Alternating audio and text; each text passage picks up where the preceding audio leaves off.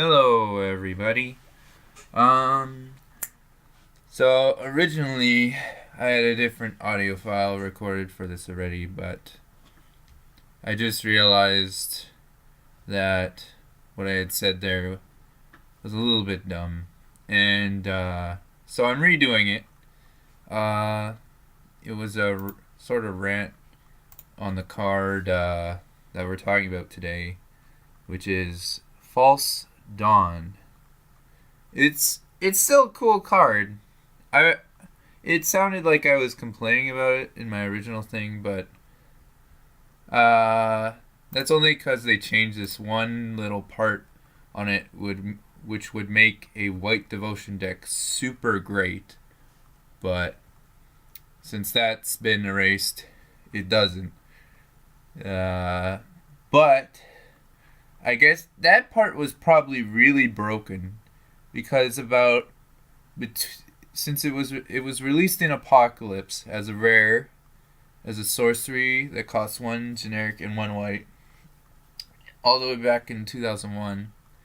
And sometime between 2001 and 2000 and near the end of 2004, they changed this. Probably close somewhere in 2004, probably, because then they added two rulings to it in the second last month of 2004. But the original card, it says, colored mana symbols on all permanents you control and on all cards you own that aren't in play become white until end of turn. Draw a card. Now, this is completely hilarious. I don't think they needed the draw card, but that's a great bonus for this. That's also hilarious that says aren't in play. So that's not just stuff that's in your hand. That's that probably would be stuff in exile, since at that point it would say removed from the game. So they're not in play. They're just removed from the game, so maybe that would count too. I don't know. But then there's also those cards that fetch you cards from outside the game, and those would count too. Basically all the cards in your collection, they all have white mana symbols now. Which is hilarious. Your sideboard has white mana symbols. Your whole deck. Whatever. It's hilarious. But, no.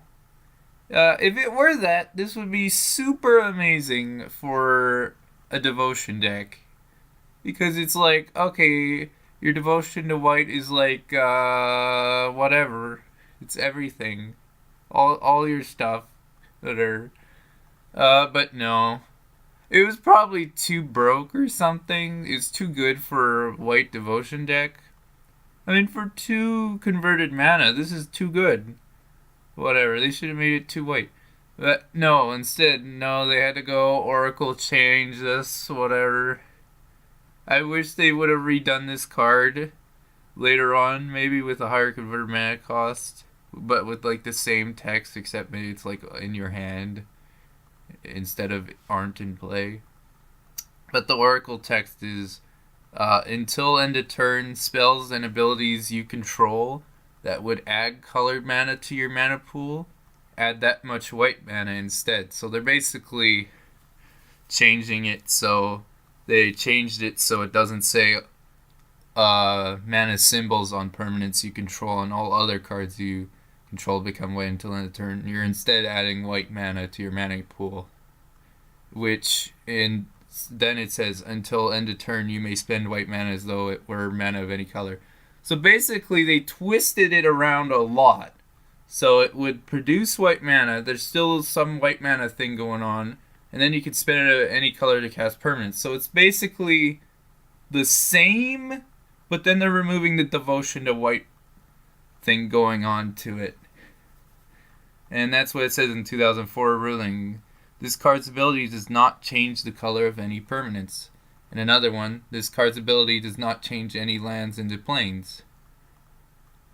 Now, yeah, because that would. Well, no, it doesn't even change them to planes. It wouldn't do that anyway in the original text. It would change your. Well, okay, it's really confusing because lands at that time and onward, there was no mana symbols on basic lands, but non-basic lands, they would tap for a. If they tap for a colored mana, that colored mana symbol, I guess, changes to white, so you can only tap for a white mana. Which, that is actually really broke. That's probably why they changed it. That's really broke. That really is kind of broke. No, but it is your own new control. Oh well, I don't know. But also, if you go back to, I think, Unlimited, Alpha, and Beta, all of those basic lands had the tap add this color mana to your mana pool written right on the basic land card. So I don't know if it would change that. Technically, like, I guess it shouldn't. But that's hilarious. It would still not change them into planes. It'd just be like a forest that taps for white mana. But later cards, they don't have that on there. They just that's just in the rules that they do that. But the old cards, they had it written right on the cards. So I don't know. It's still a good card. It's real cool. I haven't seen any lists of 5-color decks that play this, but it seems real good. I mean, what the heck? Because you could draw a card and then you could just play that card if you want. Like, you could spend mana of any color. Oh, well, so I hope you enjoyed this card. I hope you enjoyed this video. That was sort of a rant on this card. I hope Wizards maybe makes a devotion card like this again. Just make sure it's not broke then. Alright, I hope you enjoyed this. See you guys next time. Bye-bye.